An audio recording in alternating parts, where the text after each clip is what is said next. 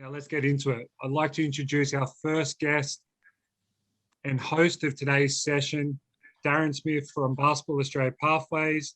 Darren is an ex-NBL player who is here to help you follow your dreams to obtain USA scholarships.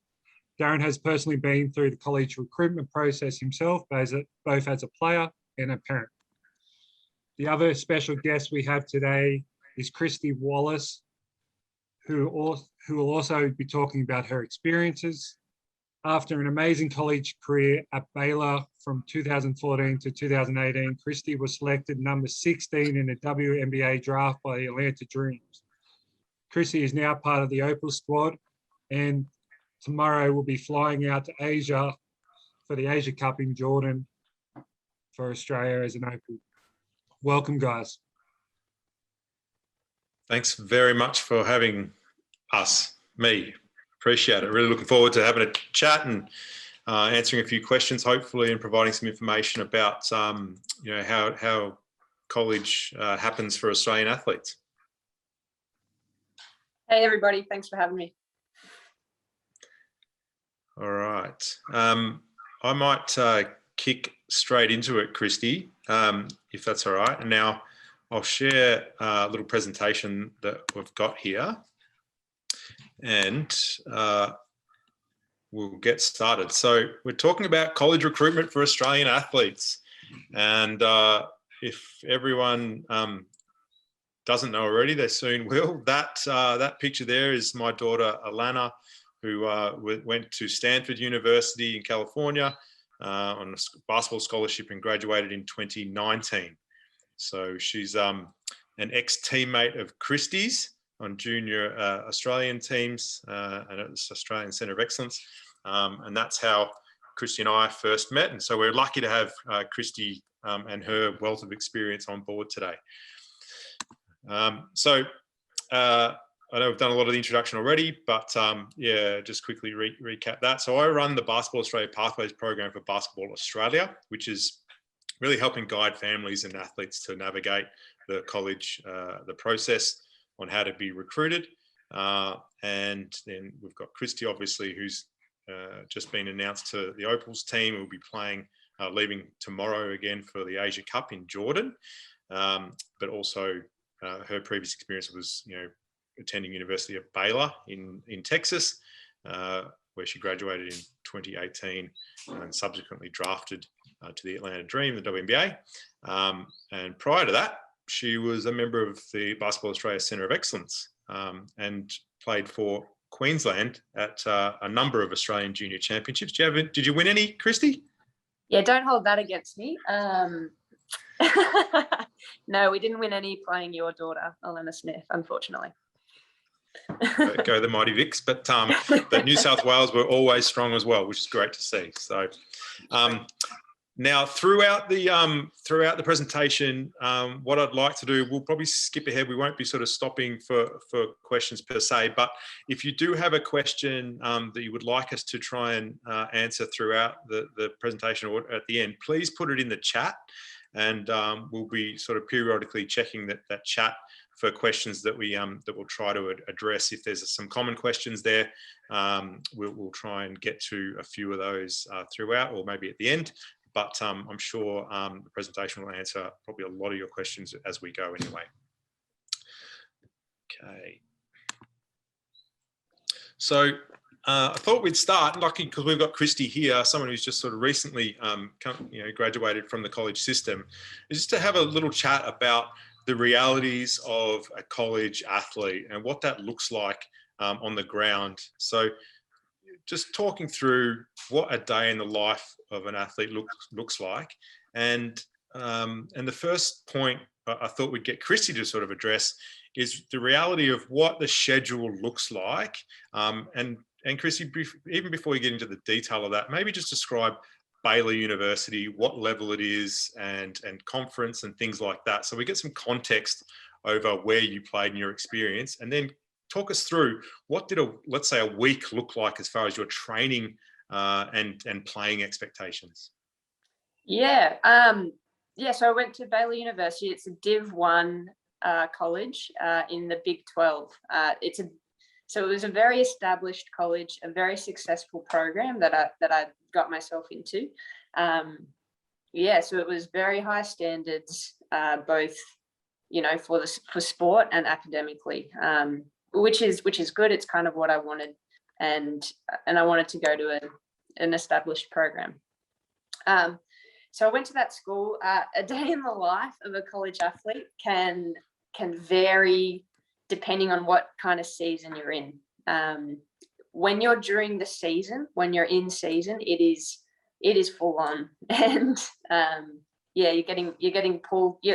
They have people that schedule almost every minute of your day, and that's their job. That's their job, to schedule what you do. And so a normal day would look like you'd wake up and start class at 8 a.m. in the morning. You'd go till about 12 p.m. Then we'd go straight to practice. We'd start at 1 o'clock, scoff down a bit of lunch and food before we start at 1 o'clock, and we train for 4 to 5 hours. Straight after that, we go to the dining hall, grab a bite to eat, and then straight after that, we're off to tutoring. And so we spend some time in the building and go till about 7 or 8 o'clock at night, depending on the day. After that, you can go back to the gym and get extra shots up, get extra work in, but that was like an optional thing for us. So it's very full on, and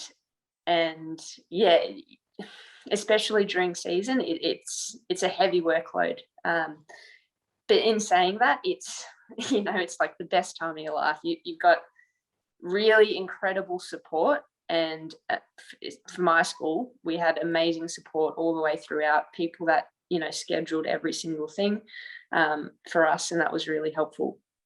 Now, during the summer period, it's a lot less crazy. You definitely still go to school and have a little bit of training, but they actually have some rules in place. I'm not sure what they are at the moment, but you won't be training for that 4 or 5 hour block during the day. But during season, it is a full-on schedule. And Kristy, so you just kind of described that day-to-day stuff, and there's a lot, obviously, minute-by-minute kind of structure. How many games are you playing per week, usually? Yeah, right. So probably about 1 to 2 a week, and you've got to fit that in with school. So there were actually some times where we'd go on a road trip. One year we went to Yukon, and it was midweek. It was like Thursday night, something random. So midweek we went to Yukon, big road trip. We got back home at 3 a.m. We had lost to Yukon, so everyone was expected to go to school the next day. They checked that. So it was like 3 a.m. when we got back, and we started class at 7 a.m. the next morning. So only a few hours sleep that night. So there's a high standard expected of you. It's not like that every week, obviously, and they try their best to work their way around the basketball and school schedule, and they do a good job. But it is quite busy during season when you've got 2 to 3 games per week. Yeah. And so you talked a little bit about that training schedule of maybe up to 4 to 5 hours, and that I'm assuming is including on court but off court stuff. So like all the weightlifting, you might do running training or any recovery and things like that. But then schoolwork, you suggested that started first thing in the morning around 8 a.m. Till lunchtime, and then you had a study block after practice where people would go and study and make sure they're keeping up to scratch. But how difficult did you find like the academic requirements and trying to just get all that done, considering the amount of physical training you're doing? Well, for me, it actually wasn't that difficult. I found the work, because my degree wasn't, I wasn't going to be a lawyer, I wasn't going to be a doctor. My degree, I think it was science in education. So it wasn't a super demanding degree. And I found out that I pretty much got all the work done in those periods. So I got the work done in class. And then like in the tutoring periods in the afternoon, I was able to smash out my homework. So for me, it really wasn't too challenging. I found the work almost, especially my freshman, sophomore year, I almost found it similar to year 12 in Australian high school. that kind of standard. Yeah. So it wasn't super challenging, but if you are looking for a degree in, law, medical, bit tougher stuff, it definitely would be a lot more taxing. So something to take into account. Yeah. Okay. Yep. That's awesome. Thank you. And let's look at that towards the bottom of that screen there, Kristy. So the workload, I mean, you've indicated that you need to, that your time is precious. So managing your time is really important. Was that a challenge coming from the Australian environment and high school, going into university in the States where you've got to do all this basketball stuff as well, but also, all your class requirements and then, catching up with friends, etc. Was that a shift, like just managing your workload? I think so. I was a bit lucky enough. So I was lucky enough to go to the AIS and join that group of COE athletes for 8 months before I went to college. So I was really, really lucky in the fact that I got to experience that and kind of get a gist of, what that workload would look like on a day-to-day basis. But yeah, in terms of going from, straight from high school here in Australia straight over there, I think there is an adjustment period. But it's all about make sure that you communicate with your support networks over there and making sure you've got the right support network in place, so that you're able to manage that load. Yep. And then I think that was Alana's experience as well. Is that it was a busy schedule, but there was a lot of support offered.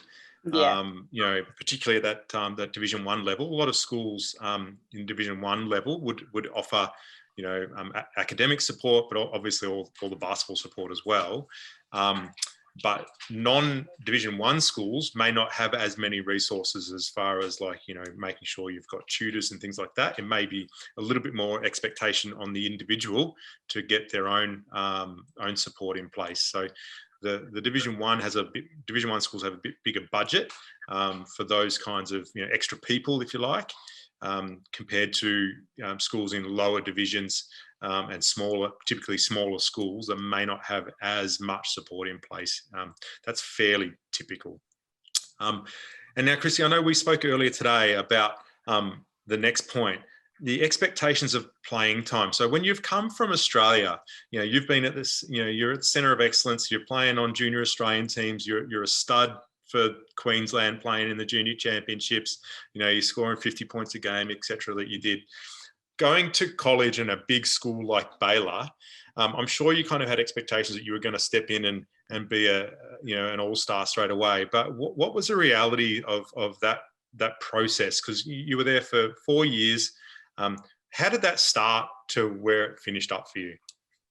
Oh, guys, Americans, they do it differently. And yeah, you don't really know what you're getting into until you're there and you're in it. And it is challenging. So when I got there, I kind of expected to play a few minutes my freshman year. I was lucky enough to have the information that, I may not get minutes my first 2 years of my college career, because it's an established school. They like to, there is a bit of a hierarchy in American basketball. So freshmen's on the bottom, sophomore, junior, and then seniors. Juniors and seniors, they'll be able to get away with a lot more than freshmen and sophomores. So there is a little bit of a hierarchy when you go there.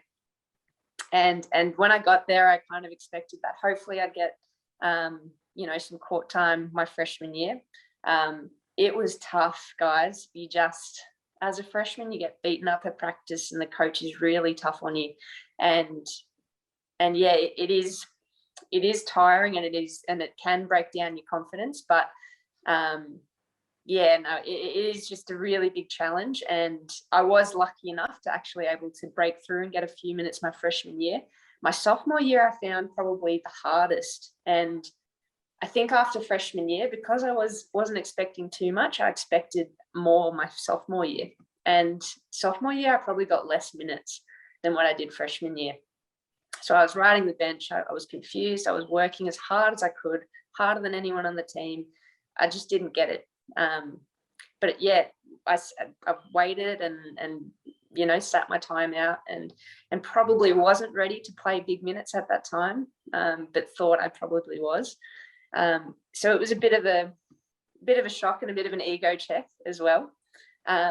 Kept working on my game, kept working on the stuff that I wasn't good at, and was lucky enough to get, massive opportunity my junior year. So the main point guard left my junior year, and I was able to get, basically take her spot. So I definitely, it took a lot of patience. It took a lot of grit, a lot of self-awareness to stick through those first 2 years.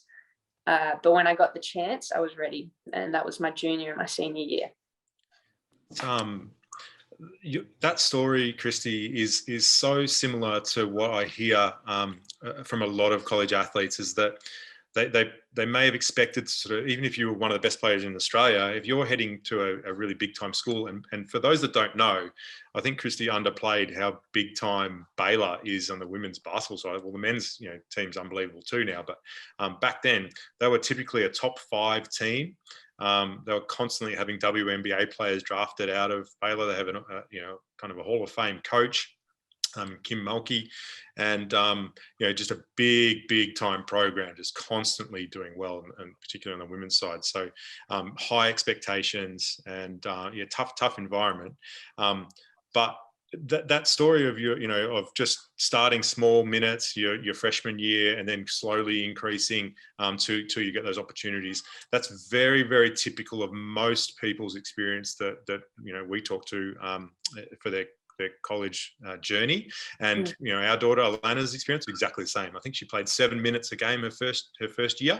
I think it was about 13 minutes a game her second year, and then very similar to you, the junior year really kind of provided a lot more opportunity, and then was a starter and played lots of minutes, and similar to your story, finishing off her senior year playing a lot and then getting drafted to the WNBA. So for those that are thinking that they're going to just walk into a college system and play instantly, it's very rare to do that, particularly at the Division 1 level. And I would expect that if you wanted to do that, you'd probably have to drop a level to then to play more. Kristy, that last point here, the cultural differences and homesickness. Now I know, most athletes go through a little bit of that. Like, you're on the other side of the world. You don't have your family there and your friends that you've grown up with potentially, things like that. And it's going to get tough. Like you said, your second year was really tough. Just trying to understand, why aren't you playing and the rest of it.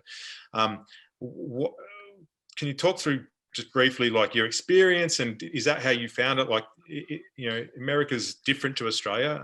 Were there any particular things that you struggled with? Yeah, well, I was in a place called Waco, Texas, and there is not much going on in Waco, Texas. It is definitely, it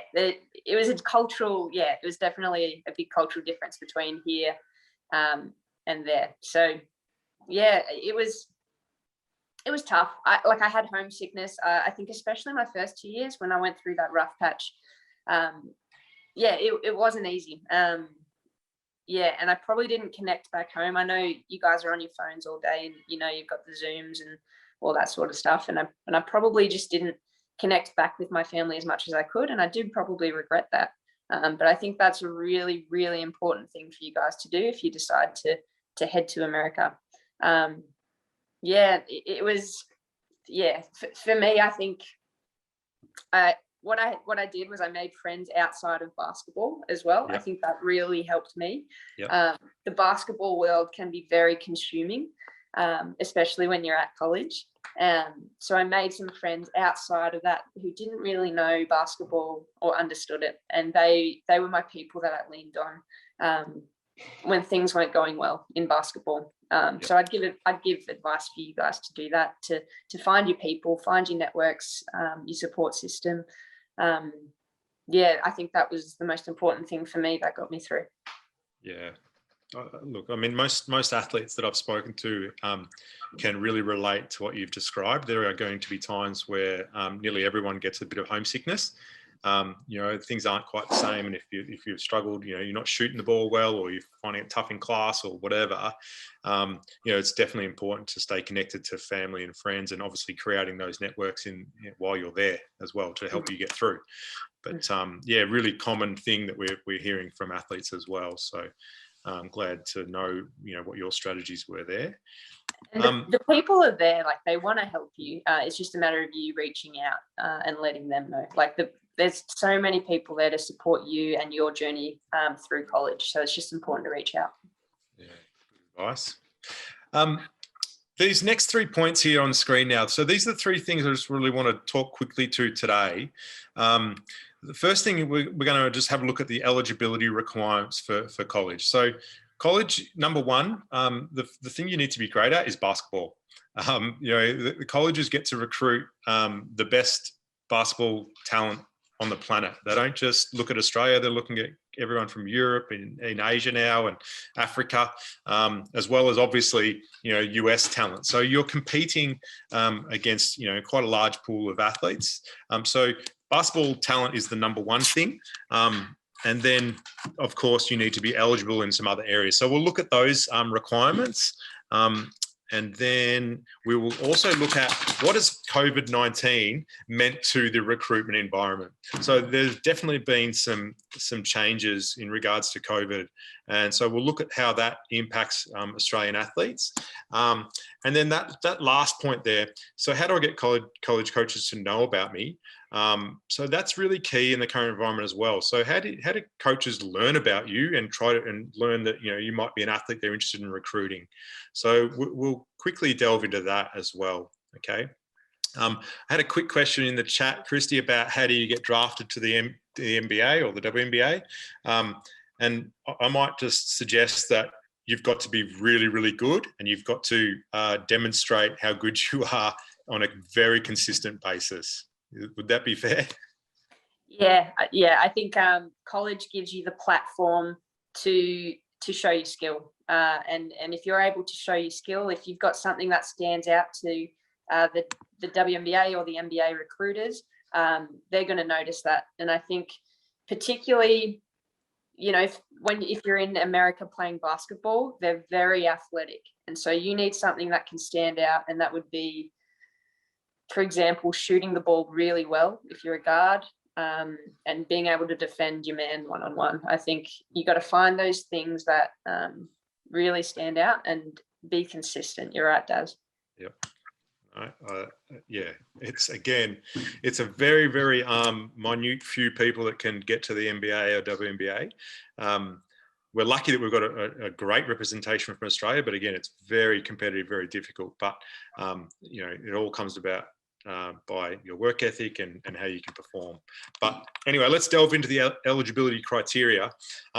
What you've got on your screen here is the academic eligibility criteria for NCAA Division 1 schools. Okay. Now, why we're looking at Division 1 requirements is primarily because across the whole collegiate landscape, the Division 1 requirements are the most stringent, okay, the most difficult to achieve in comparison to all the other associations and divisions. So let's just suggest that if you meet this criteria, you would meet every other collegiate criteria that would be required. So we'll have a look at this, and most athletes are kind of aiming at hopefully a Division 1 or a Division 2 scholarship. So these are the requirements. Okay, so the first thing that is going to happen is that colleges are going to make sure you meet the eligibility criteria, and it starts from year 9 onwards. Okay, so if you look at this list here, we've got these 16 core courses here listed there that are required to be completed from year 9 through to year 12. So you've got 4 years to finish and achieve a satisfactory grade in these 16, in a mix of 16 core courses. All right. So in Australia, nearly everyone finishes 4 years of English at high school from year 9, 10, and 11 and 12. So that's the requirement.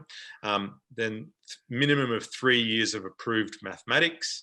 Okay. And then a minimum of 2 years of approved natural or physical science, which we typically see in year 9 and 10 is typically just listed as a science. But then year 11 and 12, they kind of specify into things like biology, chemistry, and physics. And then another year of one of those again. So whether it's a science, mathematics, or an English, okay. After that, you need to have a minimum of 2 years of approved social sciences. Okay, so that includes those listed there: history, geography, psychology, etc.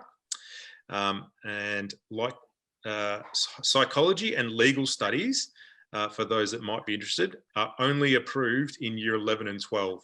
So if you've done a year 10 class in psychology, that can't be counted, or typically won't be counted as an approved social science for the NCAA.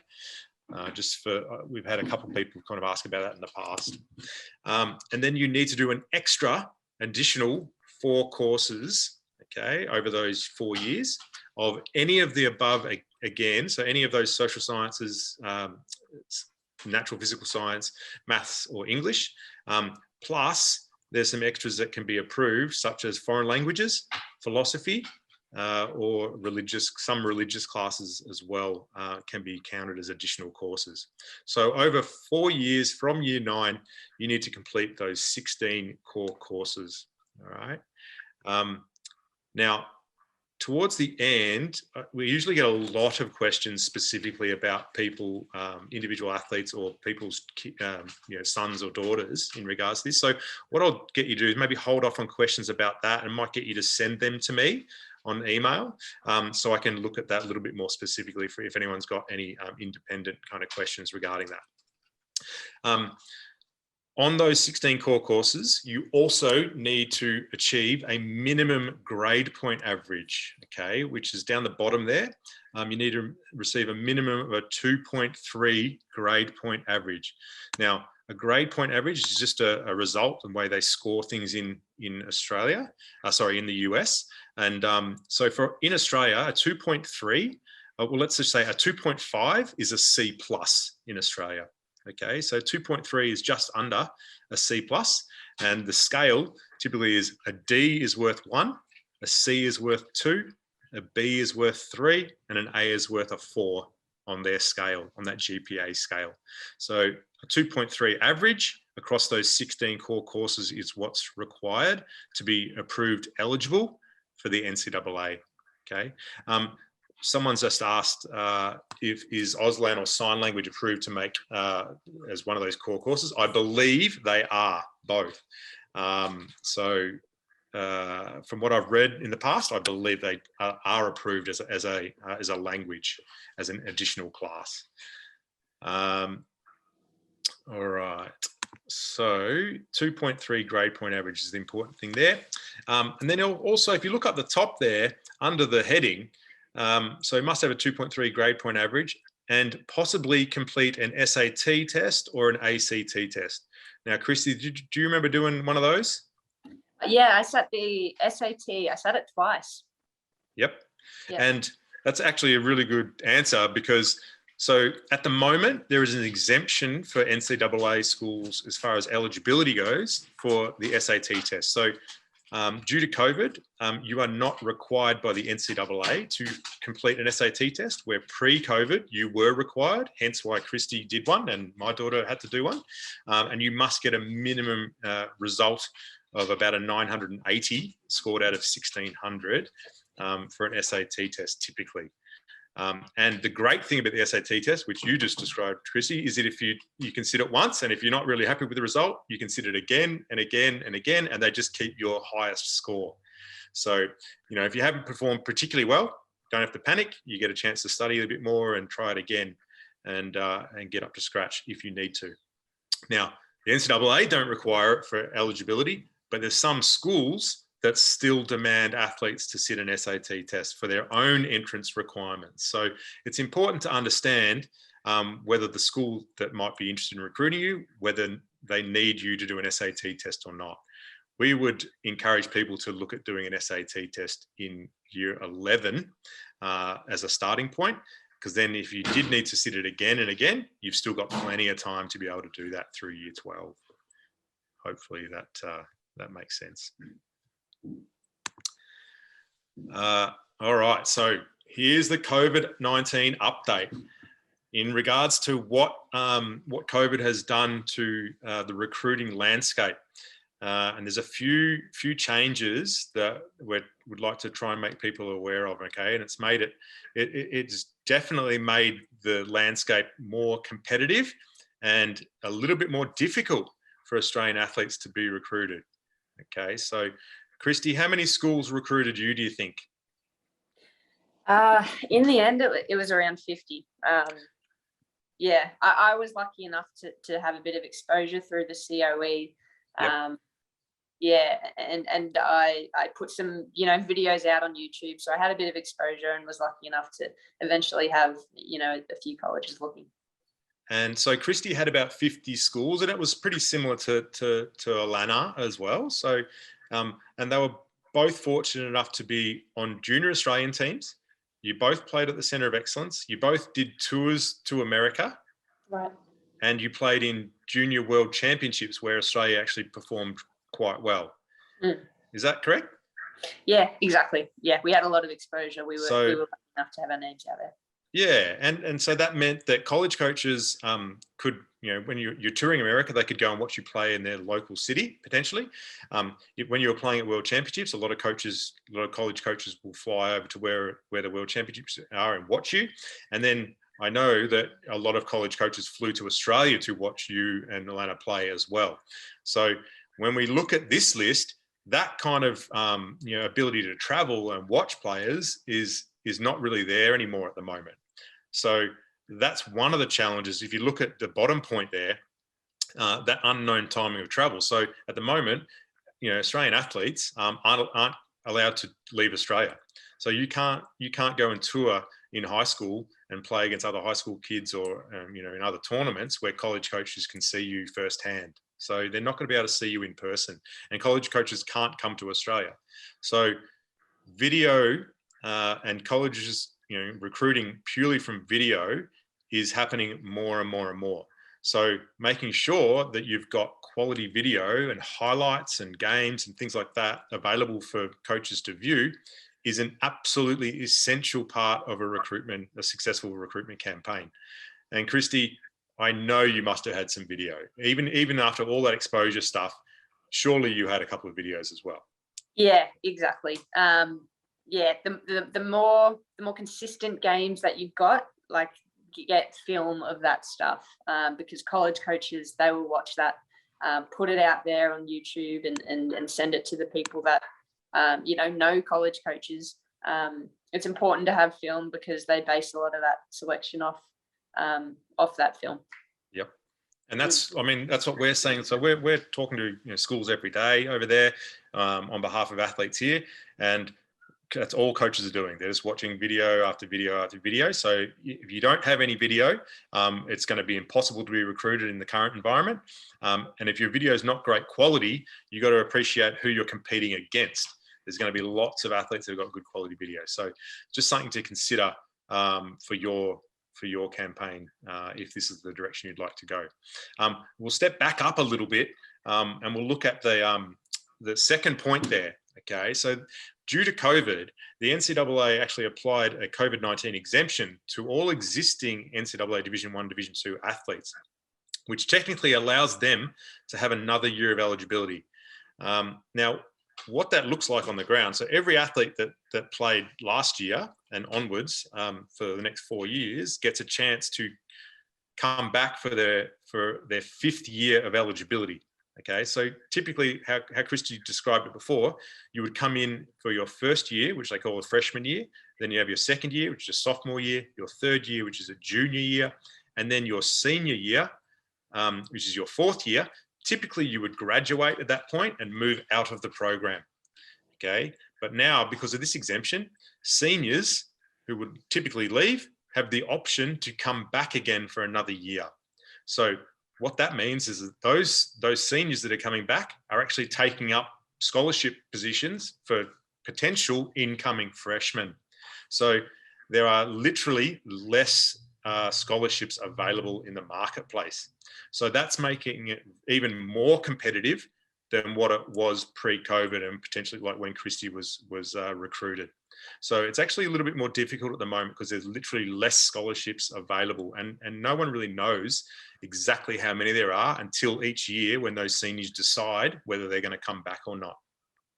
I hope that makes sense. It's kind of a confusing space, but seniors have the eligibility to come back for an extra year. Okay. The second point that COVID, how it's impacted the market, what we've seen is there's been a significant increase in the number of athletes entering the transfer portal.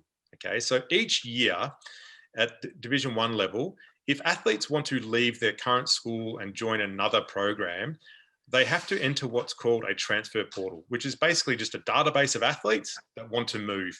Okay, and you can do that at any time throughout your college career.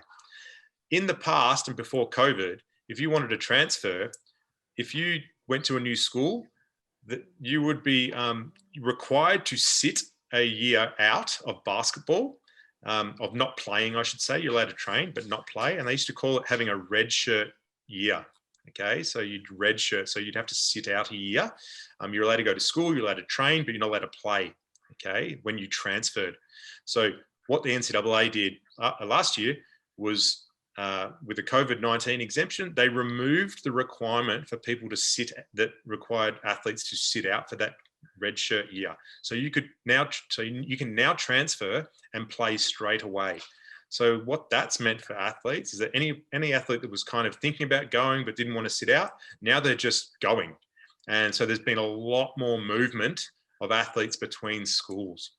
So the transfer portal has nearly tripled in size, the number of athletes, and we see a lot more movement between schools these days, which it was happening a little bit, I assume, Kristy, when you were playing, but probably nothing like what we see the last 2 years. Yeah, nothing to this extent. It's really interesting, some of the new rules that they've come out with. For me, yeah, it was the time of redshirting if you wanted to transfer, and that actually stopped a lot of people from transferring. So it'll be interesting what, this will look like for the NCAA. Yeah, we see it, and what we've heard from coaches is that they're often waiting on some Australian talent until they see the transfer portal, because they'll look at talent that's on there first. And so typically athletes in Australia that might have been offered a scholarship earlier are now having to wait a little bit longer, because coaches are looking at that transfer list first for any talent that they actually know of, and then maybe offering them an option before talking to the Australian athletes. So we've seen that the scholarship kind of recruitment timing just slow down a little bit because of this rule. All right, so that's just something how it's impacted the market at the moment. All right, so I thought these kind of this slide's fairly interesting to get an understanding of the scope of opportunities available, and to also sort of just highlight the importance of understanding what level can you play at. All right, so if you look at this list here, we've got 3 different associations that play collegiate sports in America. You know, these are the primary 3. So we've got the top one there, which is the most commonly known, which is the NCAA. Okay, and so Kristy went to an NCAA school, Division 1, which has about 357 schools at the moment. Now, there are 2 other divisions of NCAA. There's Division 2, and again, a Division 3 level intercollegiate competition. Now, Division 2 schools have another 350-ish schools at that level, and then another couple of hundred schools at Division 3. So the NCAA has, you know, close to 1,000 schools playing collegiate basketball. Now, NCAA Division 1 offer 15 scholarships per school. Okay, so the girls program, 15 scholarships for basketball. The boys program for Division 1 school, again, another 15 scholarships for basketball. At Division 2 schools, there are only 11 scholarships for each program. Okay, so there's a little bit less scholarships. And Division 3, there are no athletic scholarships at Division 3. It's only academic financial support you can receive, and maybe there's some other grants you can receive, but typically no athletic scholarships at Division 3. Now, some Division 2 schools are actually better than some Division 1 schools, right? They have a little bit better talent and would beat some Division 1 schools. So it's not always, a lot of Australian athletes get focused on just playing NCAA Division 1, but there's a lot of evidence out there, and we've got it in my family when my brother went to a Division 3 school in California, but then, came back, played professionally in Australia and went to 2 Olympics. So just because he went to a Division 3 school doesn't mean you can't, develop and become a professional and really achieve your potential. So that's what the landscape looks like for NCAA schools. NAIA, the next point down, is a different association altogether, an independent association that plays its own level of competition. They don't play against NCAA schools in competition. And there's over 250 schools at that level as well. So those schools have 8 full scholarships available for men's program and 8 for women's programs. So a few less scholarships, but still, if you're typically at that level, there's still opportunities out there. And then the last association listed there is the junior colleges. Okay, so over 200 Division 1 junior colleges. There's over 600 total, 3 different divisions. And the main difference between junior colleges and NAIA or NCAA schools is that junior colleges are only 2-year schools. So you would only go to those schools for 2 years. You don't finish come out of those schools with a full undergraduate degree. You would need to transfer to one of an NAIA or NCAA school in America to finish your final 2 years to get your degree. Okay, so junior college is it's kind of like Australia's TAFE system, if you like. It's kind of a starting point, and then you can step up to a different school at NAIA or NCAA to finish a degree and finish your basketball development. That's the fundamental differentiation between them, is that junior colleges, 2-year schools. But as you can see, there's a broad landscape here of options. And typically, if you look at why colleges are going to recruit you, it's based on your basketball talent primarily. And so if you look at that list, typically the best basketball talent would be recruited to the NCAA Division 1 level, then Division 2, and down from there. Although some people and coaches would suggest that NAIA schools are similar to a Division 2, NCAA Division 2 level, and some junior colleges would beat Division 2 schools and compete well with Division 1. Why would someone go to a junior college instead of an NCAA school? Is a lot of the time because the junior colleges don't have the same academic requirements.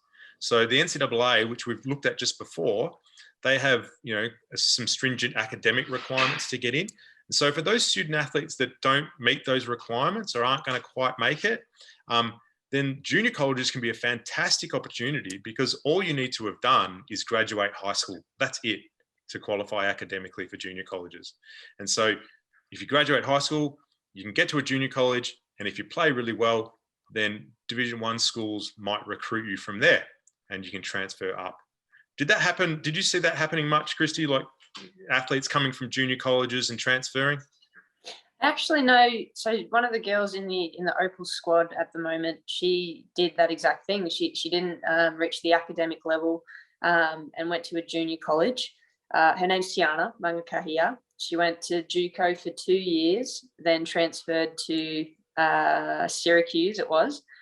Spent her time at Syracuse and was actually getting looked at, and went to training camp for the Phoenix Mercury for the WNBA. So it was just the pathway that she went on. There is multiple pathways that you can use and go on. It doesn't just have to be the Div 1 NCAA, path. There is a lot of routes and ways to get around it.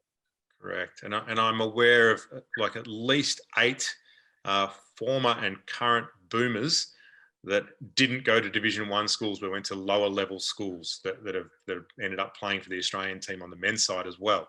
So that myth of you have to play Division 1, is still around. You still hear it a lot, but and if you look at the evidence, the facts are that most Australians on men's and women's side, they don't play Division I basketball. We've got over 400 athletes in America on different scholarships, and most aren't playing Division I. So the reality is that most people, are going to play in NCAA Division II or Division III or NAI or junior colleges. So, and there's still some great opportunities there, and you can still have fantastic careers. It's not, it's not, made of stone if you don't go Division I. I'm just looking at our chat here, Kristy, while we're here. So the junior colleges definitely offer scholarships. That's one question. They offer scholarships. It depends on the institution based on how many scholarships they've got to offer. So that's a school by school decision. Okay. And each scholarship is per year. So typically, like for my daughter's experience at Stanford, she has it was a 4-year scholarship, 4-year degree, but she got a new scholarship offered and paperwork offered every year. Was that the same for you, Kristy? Yeah, correct. New paperwork every year. At my school, they were pretty good. They literally would just sign you every year until you decided to leave. Yeah, they were pretty good with that, but it is a year by year basis. Yep. And it's very rare because people think that might be quite risky, but it's very rare for colleges to not offer you, your full 4 years. There would have to be, some serious issues for that to not happen. So it's very unlikely you wouldn't be renewed your scholarship unless there was a major issue. Yep. And someone's asked quickly about the film. Going back to the video side of things for recruitment, you definitely have to have both highlight clips and full games available. Coaches will want to see both. Start with highlight clips, okay? And I'll go to the next questions later. All right. So looking at that list of colleges there, okay, and those associations and divisions, you can see there's thousands of schools in the US that offer some sort of basketball pathway and opportunity, literally thousands, but it's more competitive at the moment. So that means that question at the top, what level can you play at? That's really important for you to understand, okay? So for all the athletes there that are aspiring to get to college, that is a fundamental question you need to know. Where does my talent equate to in the States? Because I speak to a bunch of athletes nearly every week, and particularly on the boys' side, I think I ask them, where would you like to go?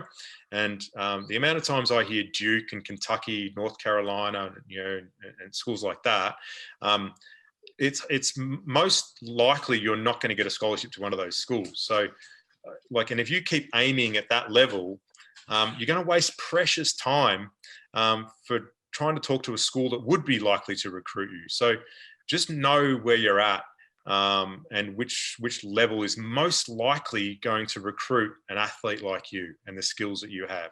So talk to coaches that that know this space. Maybe if you know players that have come back from college, really try and ask them, where do they think you could be playing? What level?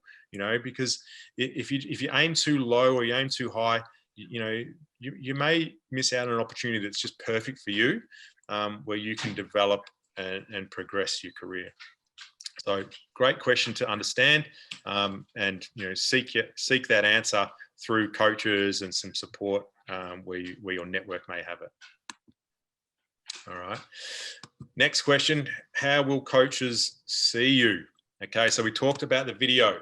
All right. So having highlights, absolutely fundamental. Okay. So from our experience, I don't know if you had the stats, Kristy, but from our experience with Alana, we had a bunch of videos on YouTube, and the average viewing time of coaches that watched her videos, which we could see from the analytics from YouTube, was about 1.5 minutes. So if you just have full games on there, not many coaches are going to sit there and watch a full game.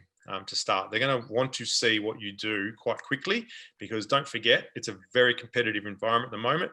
Coaches are only looking at video, so they don't want to spend an hour or 2 hours looking at one athlete. They want to look at something for 2 or 3 minutes and determine whether you're worth further investing time into looking and recruiting.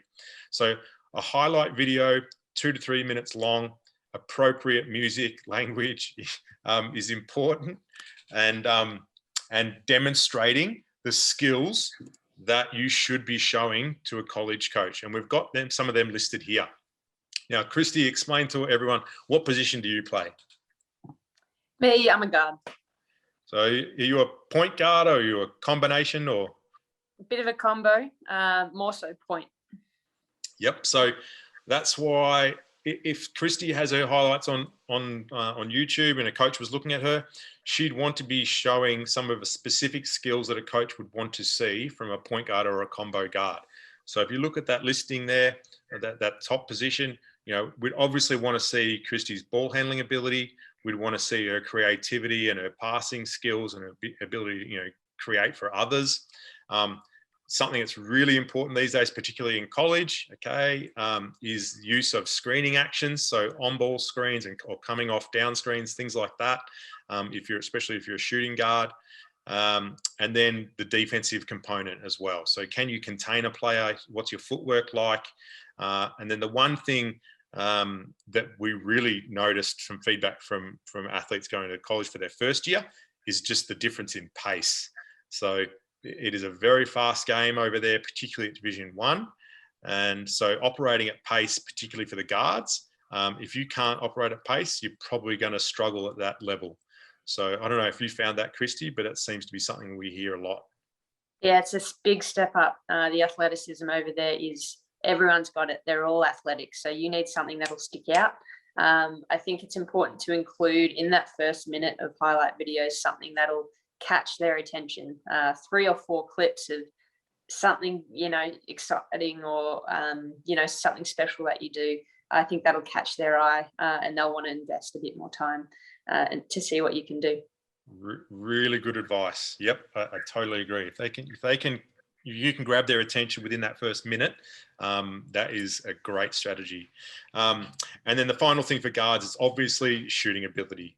So, if you can score, that's the fundamental skill that college coaches are seeking, scoring ability, shooting. All right. So, and then if you look at the wings, which is 2-3 position, we've got a little bit different. Okay. So we're looking at scoring off the dribble and transition. Got similar kind of screening actions, might be more down screens, things like that. And you've got your defensive side of things, and again, shooting ability. All right. And then you've got your bigs or your posts. So coaches would be wanting to have a look at your footwork, your ability to finish with either hand around the rim, rebounding clearly is an important element for our bigs. Your screening action, so setting screens and rolling, screening and popping, your rim protection and shot challenging, and once again, shooting ability. So you see the consistency there, that last point of shooting ability in every single position. I know for Alana, she's 6'4" and she ended up playing the 4 spot at Stanford. But if she didn't shoot the ball as well as she did, she probably wouldn't have got as much playing time. So again, if you're looking to be recruited from Australia, unless you've got some really high level skill in other areas, I would suggest that shooting ability is going to be a very important ability and skill to show on your videos to coaches. Is that fair, Kristy, do you think? Absolutely. Yeah. Shooting ability is big. It is hard to compete with really athletic people.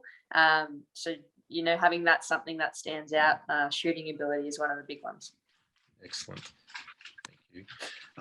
And now for those that have asked, I will get the Basketball New South Wales guys will share I'll send this through the entire slideshow. We'll get that sent through to everyone so you can have that at the end. And I've got my we'll also send out my email address too, so you can send through any questions we don't get to answer today. Okay. So key tips for now, because we'll finish up fairly quickly. First point is understand which college association conference is the most appropriate for your talent level. So again, talk to coaches that know the college space. You can send stuff to me. We can look at it and give you some advice, or even players that have come back that you might know. All right. Then the next point, check your and confirm your academic and other eligibility requirements. All right, for the appropriate college level and association. So understand what your requirements are. Try and get it early. So if you're in year 12, it's often too late to try and add extra classes. So we would be encouraging people to look at this from year 9, year 10 to make sure you're planning in advance, okay? There is a requirement, the next point, a requirement to register with the NCAA Eligibility Center or play NAIA as the NAIA clearinghouse as a necessary step to play at either of those associations. And you may need to take an SAT test or an ACT test if required. So get your head around that and understand that part of the process. Again, we've got some more information if people would like that. The next one I know we've spoken a lot about, but this is really, it's such a key element to recruitment, is starting to record your games and begin building a library of highlights and your best performances. So highlight tapes, 2 to 3 minutes long, multiple of those, at least 2 of those a year if you can get it. And then just keep a couple of your best games, because coaches will want to look at highlight tapes and then they will always ask for a full game to get some context as well. So again, make sure you're highlighting the skills appropriate for your position and get ready to go. All right. Lastly, we're building a national database of talent. So you can contact me, get on that talent, because we have coaches searching and asking us all the time. And we can hopefully link you through. But look, I think that's a lot of information in a short period of time. Kristy, thank you so much for giving us your insight and talking to us about your experience. And from here, I'll get the Basketball New South Wales guys to pass on my information and a copy of the presentation as well. But thanks for joining us, and we appreciate everyone, and the interest in the college pathway. Wow, so much information. Thank you so much, Darren and Kristy, for jumping in and giving these kids your experiences, the college pathway system, and how to get there. Good luck, Kristy, with the Asia FIBA Women's Cup coming up.